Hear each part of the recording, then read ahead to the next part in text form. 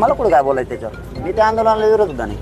कारण धनगर बांधव असो किंवा 12 बलुतेदार असो किंवा ओबीसी असो, मी गावखेड्यातल्या लोकांना कधी विरोधक मानला नाही, मानणार सुद्धा. दुसरी गोष्ट, आपण जे उपोषण केले, आंदोलन केलं, त्याच्यावर सर्टिफिकेट दिलेले कुंभीचे, हे खरे की खोटे सरकारनं तत्काळ तपासावेत आणि जर खोटे असेल ते रद्द करावं, अशी देखील पंकजा मुंडे यांनी काही वेळा ट्विट करून सरकारकडे मागणी केली. ही नियत म्हणायचं याला, म्हणजे सापडलेल्या असूनही द्यायचं नाही. आणि यांनी लोकांचं घेतलेलं आहे फुकट. याचं उलशी घे, त्याचं उलशी घे चोरून. आणि मंडल कमिशनने दिलेलं बी सगळं खोटं आरक्षण, आमचं ओरिजिनल असून सुद्धा ही नियत आहे. आता मराठ्यांनी शान व्हावं राज्यातल्या. चलो, धन्यवाद. बीड लोकसभेसाठी जे मनोज जरांगे पाटलांचा विजय झालेला आहे, ह्यांचा बजरंग सोनवणेचा, तुमच्या सांगण्यावर झाला, तुमच्या सांगणं मतदान केलं असं देखील चर्चा आहे बीडमध्ये. मी कुणाला पाडा म्हणलो का?